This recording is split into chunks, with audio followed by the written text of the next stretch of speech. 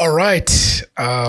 Welcome to Stega Podcast, the first podcast of the year, and we are starting it in a very new studios, and the studios are brought to you by Workshop 17 in Kloof Street.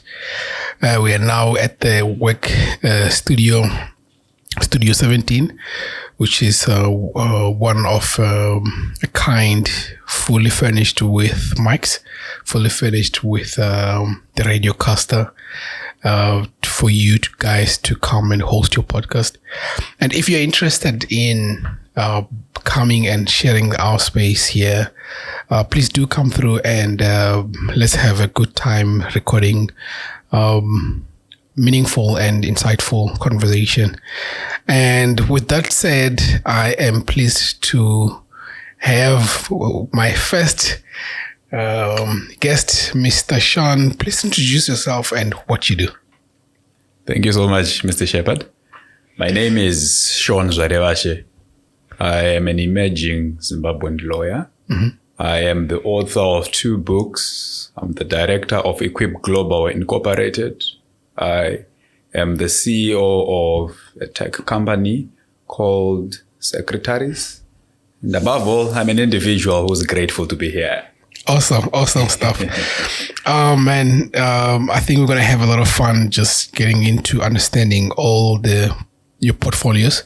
And let's start with what made you interested in law?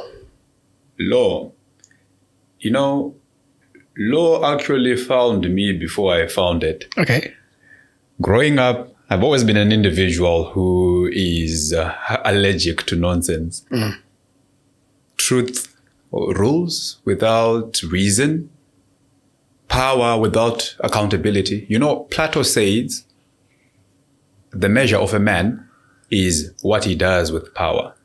So I wanted to understand that measure. Law for me was less about the robes, less about the jabots, less about speaking in Latin, and more about structure, how a society questions itself without burning itself down. And as such, I've always had an inclination towards law. Yeah, that's so cool. Please tell me which law are you doing? Are you doing defense law or prosecution?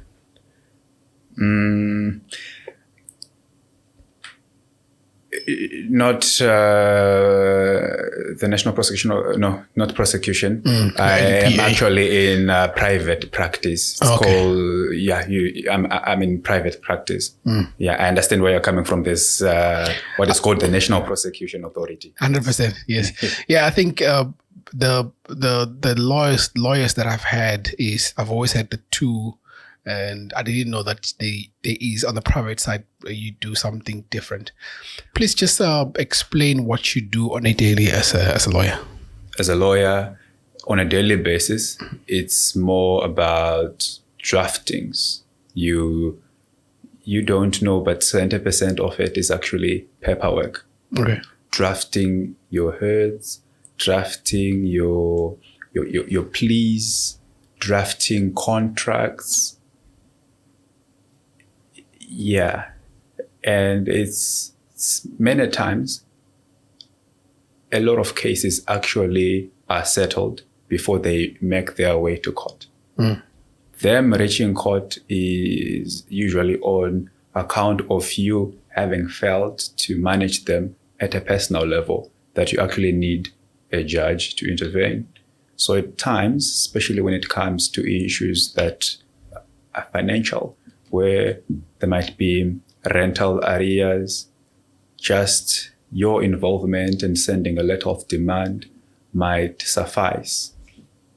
But when facts or procedure is in argument, that's when we come forth and are saying what we are saying, but you are against what we are saying, and we are failing to reach a consensus that the matter finds its way to court. So on a daily basis, to answer you, it's paperwork, draftings. That's what you'll be doing. You get into office, you're drafting your contracts, you're drafting depending on the cases that you have at hand. Because 100%. some cases can be recurring. You can have a case that can be ongoing for a very long time, even up to years on end. You might have a case that's done for that very day. Yeah, so it depends with the particular case you're having that particular day. And it depends on whether, I mentioned the issue of practice. It depends on whether you are in practice. Are you litigating or not? You might be a lawyer, but a lawyer for a particular company. So you know that your duties are, it's less on So you're looking for criminal contracts, trials and so forth. 100%. Yeah, you are there at a company and you are looking at maybe their contracts and so forth. If you are in private practice, perhaps it's preparations to gather evidence for court and your research. I forgot. Most of your time also is in research. Multitude of time is dedicated to you actually reading cases that support what you're saying, reading laws that support what you're saying, past judgments that are in sync with your line of thought. So you are researching as well. And that takes time. Yeah, okay, like I can imagine. What is the most challenging thing about what you do as a lawyer? The most challenging thing.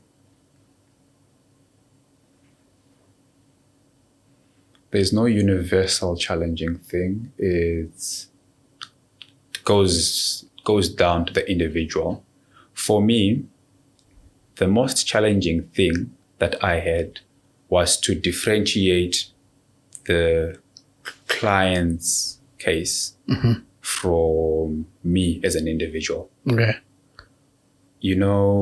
When you are on the defense or when you are an applicant in a matter, differentiating myself from the client was one of the biggest things, because you would be putting yourself, you need to be empathetic, you need to be sympathetic, yeah. But if you overdo it now, you become emotionally attached, you now become biased in the way you're operating, because you're now are feeling for everyone. You might win a particular case, but you're also looking at the expense incurred by the other party, which might be troublesome for you, sleeping at night knowing that on account of the eviction order that we won, these people had their house what is it called, destroyed by the city council. And we're told to move elsewhere. Where are they sleeping tonight? And it's because client came to us and we won an eviction order, but you're now thinking about the other people, where they're going to sleep tonight. 100%. It's all on account of what we did, but it's what we do. You see, you're in a loop. 100%. Yeah. It seems like being a lawyer, it's one of tough jobs to take, because it sort of affects your morality, and and how do you balance that? Because look at yourself now. You're just doing your job. Yes. And you're caught into this dilemma of having to choose to feel for your client and also looking at what your company requires from you. How do you deal with that? How do you deal with that? You have to just stick to the law. Okay. Again, issue of morality is not universal. Sure. Issue of morality goes back to the individual person. Yeah. What I find to not be moral might not be what you find to be moral. Might be on account of religion, might be on account of society and culture that you grew up in. But at the end of the day, we need society to be functional. Therefore, we'll ought to, at times, make we need to give precedence to what we have decided is the law as a society, irrespective or irregardless of one's moral standing. But it's a comforting fact to know that in some cases, the law itself was made by humans who have the same norms and cultures and feelings. Therefore, at times, the moral question is answered. It was taken into consideration as to what's the best thing. Law wasn't just put as rules. Law was enacted and continuously is enacted to try and serve a purpose of making the society function well. So at the end of the day, it's to serve the greater good. Yeah. The process might be a bit disturbing, but the intended goal is the one that we should be settled for. And the intended goal in each and every law that's there is to try and reach justice. I see. The reason why I'm saying this, when you just tell me that story about you give this court judgment and for the eviction, and these guys are no longer have a place to stay. I just remembered of a conversation I had with a lady who she was in. Her job was to fire people as a lawyer. And I must say, like you say, that it almost feels like at some point it really challenges you and your morality. So with that said, what is the key takeaway that you can give a graduate now that is interested in law, that can give him an insight of how is it like to be a lawyer? Okay. With regards to the morality issue. It could be that, but in general, what is the key insight that you can give them to say this is what you'll be looking forward to when you start practicing as a lawyer? All right. What they will be looking forward to, frankly speaking, is, okay, I want to kill their delusion that once you are a lawyer, you're now all big and fancy with your nice suits and your Mercedes and so forth. For those who are looking for a quick fix, quick break, quick money in law, sorry to say, but it's going to be a tough journey, a slow one that will eventually be rewarding on account of what you'd have built. It's not just an easy pass post-graduation, but on account of the credibility that you'll be gaining as you are practicing and are doing good as a lawyer. Because I initially thought that, once I graduate and I'm a lawyer, I think by the first year I'm having this. By the second year in practice, I'm now having my big house and 2 or 3 apartments and so forth. Yeah, it's not like so. So if you are I don't want to say if you're someone. I actually want you to become lawyers, but kill that money orientation.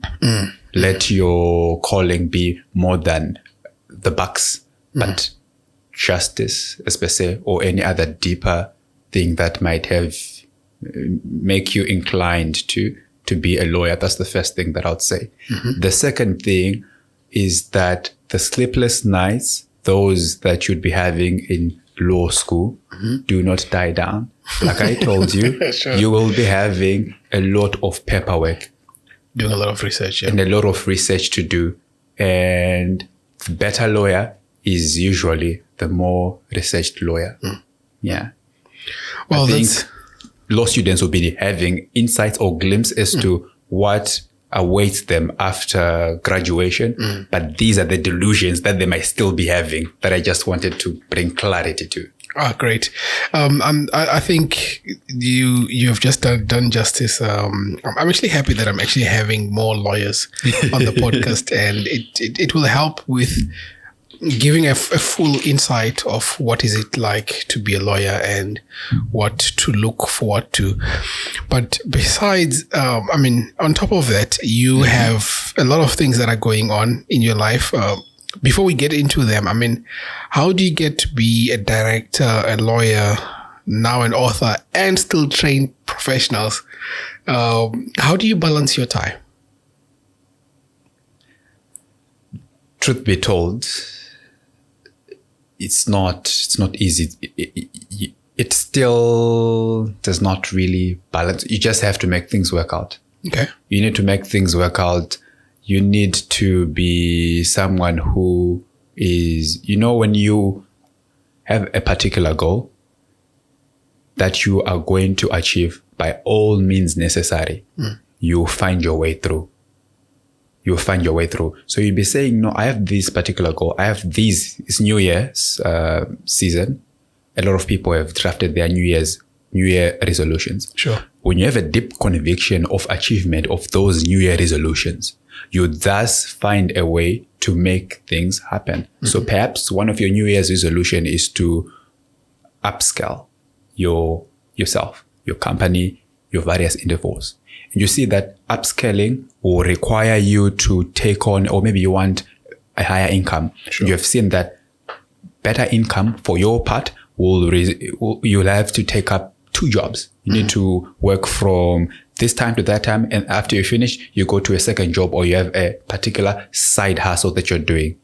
So the motivation will come from how big of a conviction you have towards achievement of your New Year resolution.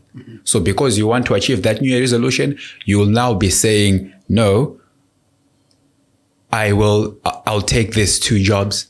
That time that I wanted to sleep, if I was to sleep for 10 hours, let me sleep for 6. Let me sleep for 4. So that's the same as myself. I have big dreams, big visions, and conviction to achieve those visions, conviction to achieve those dreams is what pushes me now to say, all right, I'm having this book, I'm writing this book. At the same time, I am in the legal field. At the same time, I am coaching public speaking because I know what I want to achieve. And I know that these things are the prerequisites of success. But at the end of the day, they are intertwined. They're intertwined. You're a lawyer, you're already a public speaker, and you're coaching public speaking, and you're writing about what you do. So 100%. they are intertwined. I can see that. Let's get into your training. You train professionals to be more eloquent, but I don't want to take. I don't want to describe your vision. Can you please just get us into this training of professionals, and we can also touch on the books as well as you're explaining. Okay. So we have Equip Global Incorporated that does public speaking coaching, or primarily it did only public speaking coaching for executives. We would be coaching individuals on how to be eloquent and confident and be ultimately effective communicators. We also do IELTS training, targeting those individuals who would love to be going and working in the diaspora. We have leadership coaching. We also have grooming and etiquette. So back to the public speaking coaching that you were asking about.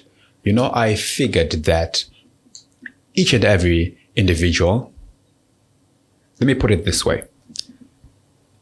Silence is expensive. You're talking about law. Silence is expensive. Let's look at law. If you fail to speak the truth that is unspoken is truth that dies down. Henceforth, you need to find your voice for that truth to come to life.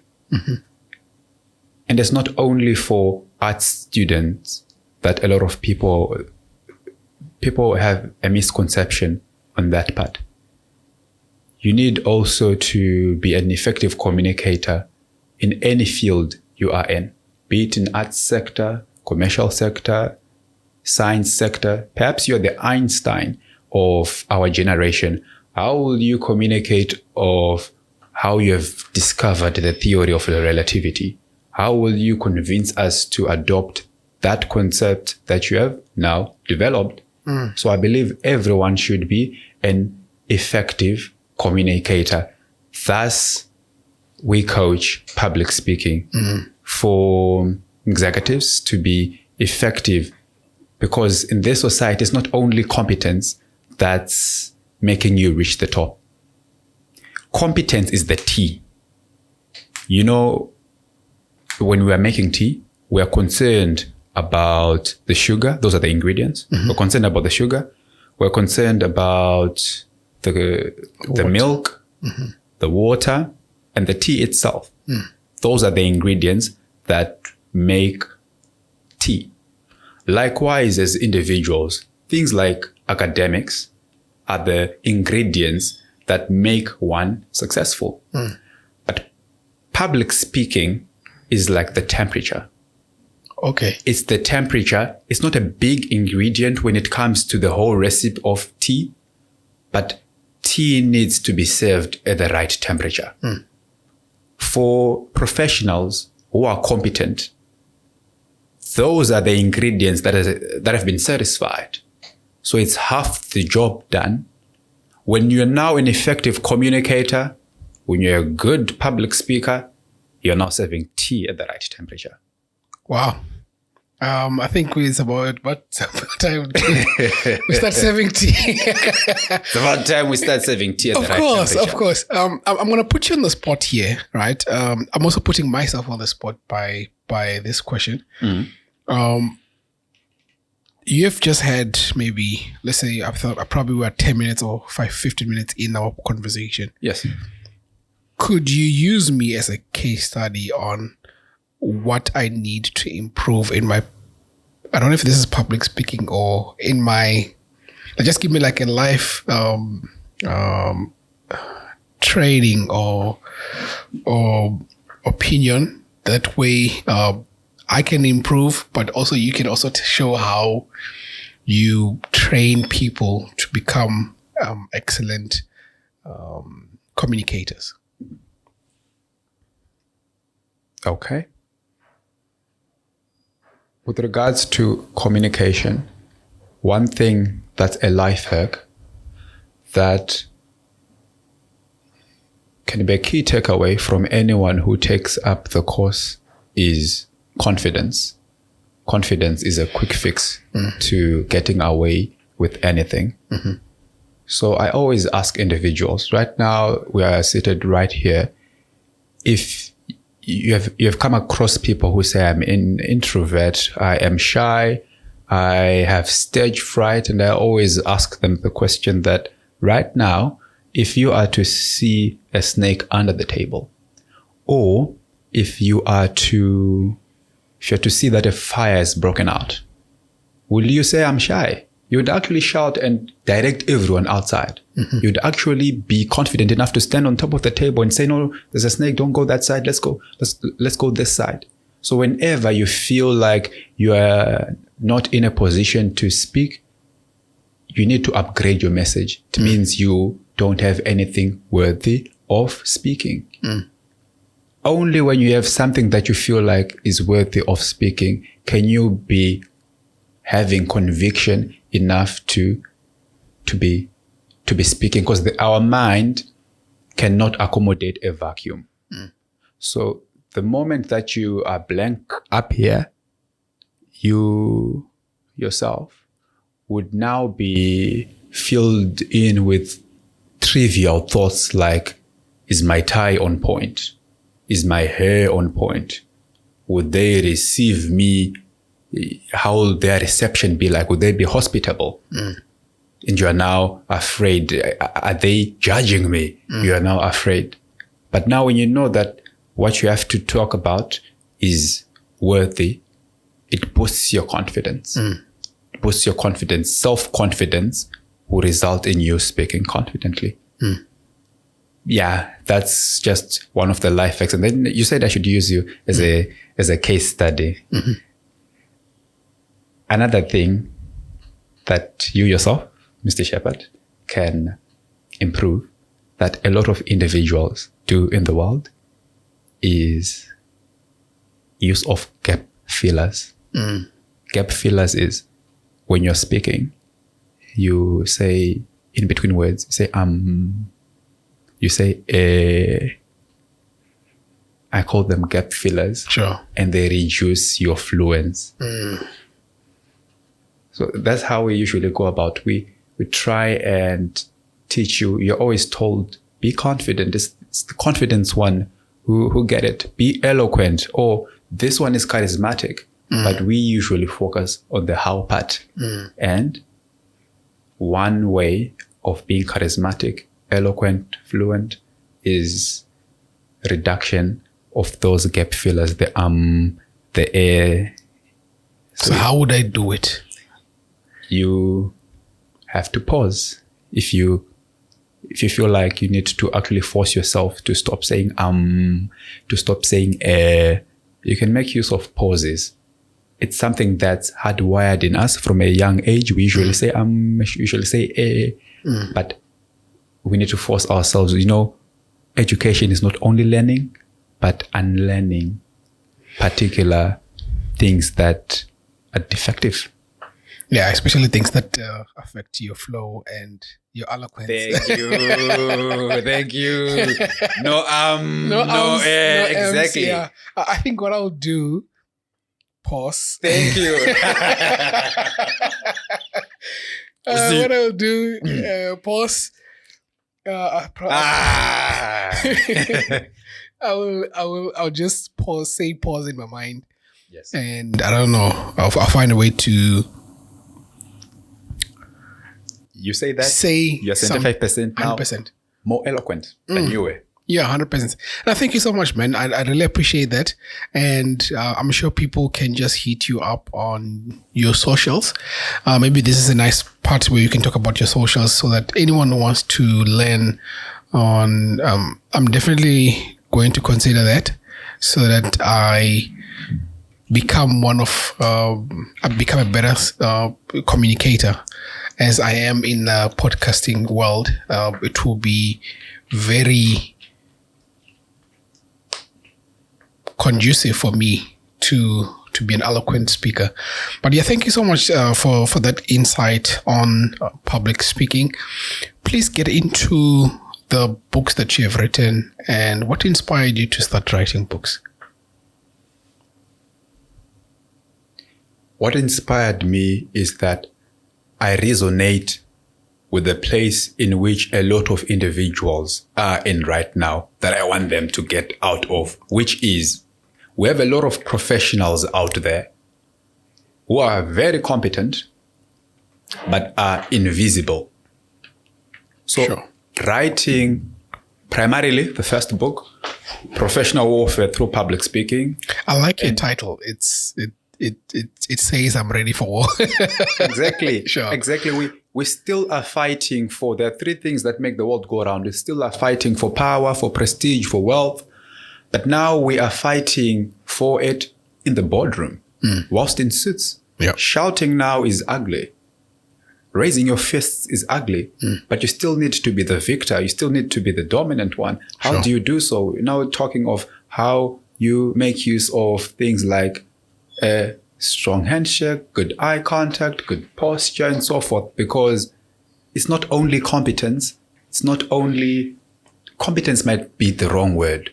It's not only you having a great idea in the boardroom, but how you pitch it. You remember how the analogy of the tea that we did? Yeah, 100%. The temperature must be right.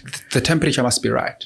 If you serve your tea at the right temperature, it will be having better reception. And that's now placing your iron hand inside a velvet glove. You remain dedicated, you remain having a fiery spirit inside of you, you remain fighting, because politics, in the political world, you want to have public office, it's a fight.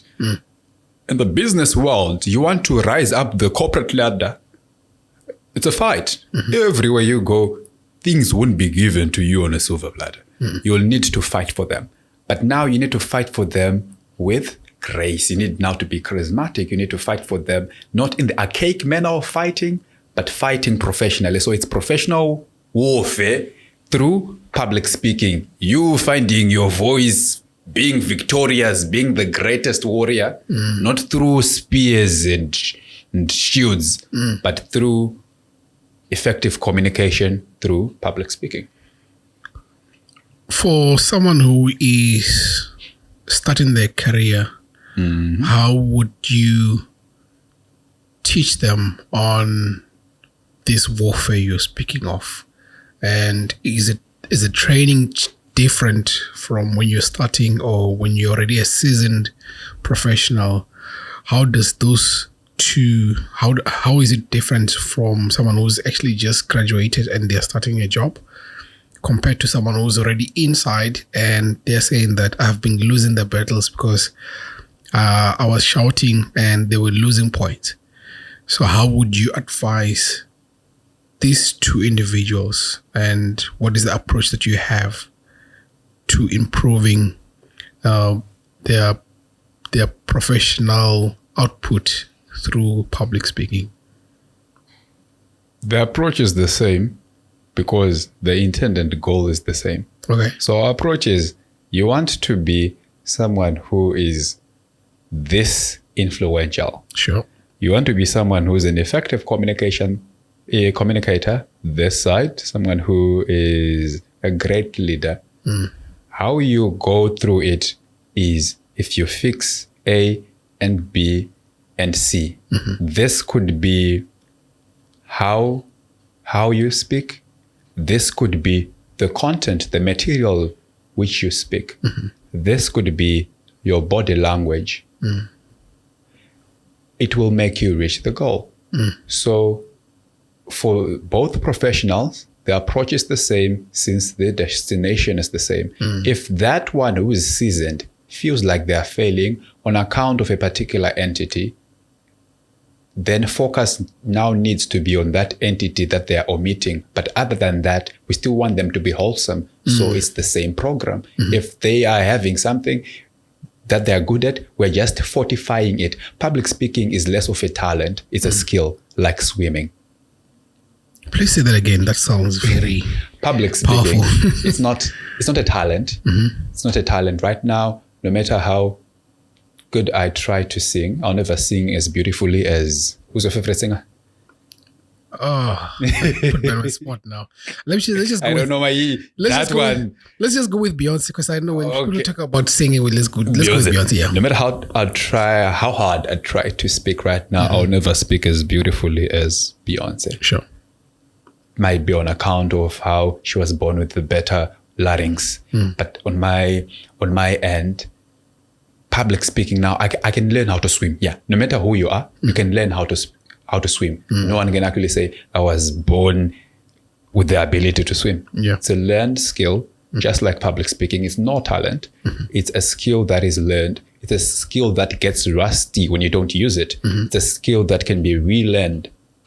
So anyone is in a position to be an effective speaker. And with regards to what you're talking about, that individual who seems good in a particular entity, we just continue with them so that they fortify what they're good at, and they're able to fix what they are omitting. Okay. And that amateur just graduating from college, that one, they're learning everything as they go. They're learning the whole process as they go. And it's not just wishful thinking. It's not just us saying we're going to be teaching you to do this, to do this, to do this, because it's what we feel is right. Mm-hmm. You know, in law, we always talk about authority to say, okay, what authority do you have that deters me from stealing? As you are saying, don't steal. You can't just say, don't steal just because you feel like I shouldn't steal. Tell me, what authority do you have? So the authority that we have with regards to coaching public speaking and how we go about it is we've learned and continue to learn from the great CEOs, the Fortune 500 companies, the great presidents in history and current. You know, when you are now a president, people usually know that there's a speechwriter. Yeah. But you're taught how to move like a president. When you become a judge, there are actually strict rules. You're told how to move like a judge, how to convey authority, how to speak like a judge, how to dress like one. So these are the elements that we are coaching people right now, faking it until they make it. We're teaching them to speak like the best, how the best CEOs speak. We're telling them to move with the same decorum that judges move with. So that combination of competence and professional decorum is a superpower and a recipe for success for any individual across any field. I'm definitely signing up for I said I was going to consider, but now I think I'm going to sign up. Just to encourage the listeners is we, like Sean has said, is public speaking is a skill that you can learn. It's not a talent. And I know in South Africa we have an issue with lots of kids that read without understanding what they're reading.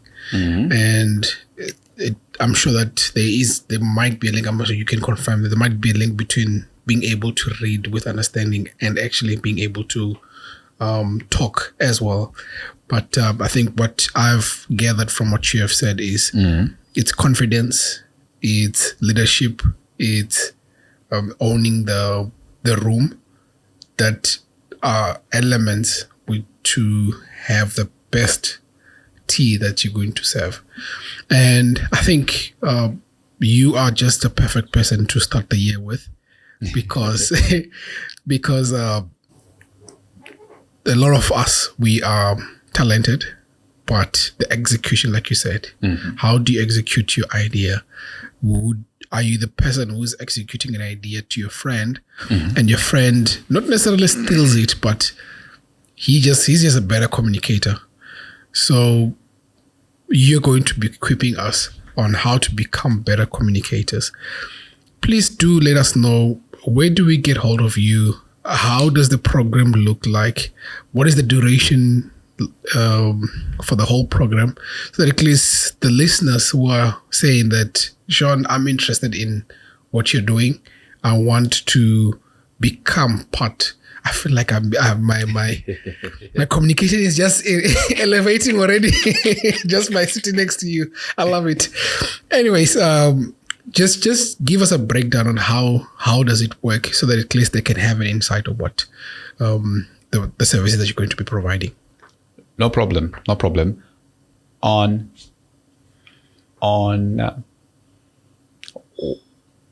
Instagram, my personal handle, I'm going to give you both the handles, my personal handle and the company handles. My personal handle is HON_Sean_Zvarevashe. That's the same on Facebook. On Facebook, it's just my name, Sean Zvarevashe. And it's just my name across all other platforms. LinkedIn, Sean Zvarevashe. TikTok, Sean Zvarevashe. And for our company, it's Equip Global _ZW. Equip Global _ZW. But for quicker responses, people can reach out on 0787 757 441. That's the contact details. Then the breakdown of the course is, for public speaking coaching, it's a 6-week course that is 3 standard. We look at masterclass, we look at intermediate, and finally there is advanced class, all within those 6 weeks. Mm-hmm. There is a class that starts every month. There will be the January masterclass, the February masterclass, up until the December masterclass, where now all these who were being coached public speaking from January graduate. There is a big graduation at the end of the year. And for those who are in Zim, we are operating in Harare and Bulawayo. So we have 2 branches in Harare, that is Causeway Building and Belgravia. Then for Bulawayo, we have ZITF Tea Room. Then we, this year, are upscaling to establish a branch in Cape Town. Oh, yes, South Africa. Good news for us. It's looking good for everyone who wants to. It's a skill. It's a good skill to add to your resume, public speaker. And I just want to say thank you so much for coming through and sharing all your insight on what is it to become a lawyer, what is it like to learning how to communicate effectively. And we are truly happy that you have come, and it's really exciting that we are starting the year on a high note. And for everyone who's going to be listening to this podcast, they already know what to do. If you feel like you need to improve your public speaking, please reach out to Sean and he will sort you out. And thank you so much, sir. Thank you for having me. It was a great way to start the year with Mr. Shepard. Yes, sir. Yes, sir. And on top of that, I just want to say thank you again to Workshop 17 for making this podcast come back to life. Like we said, we are back with more fire, more rejuvenated, and bringing you the best guests that will give you the best insight into what their professional life looks like. And I've got a lot of nice takeaways for myself, and I'm sure you also got some takeaways for yourselves as well. Thank you so much, Mr. Sean. Have a wonderful, unlimited progress this year. Thank you. Same. Looking forward to having you in Zim. Of course. Cheers, guys.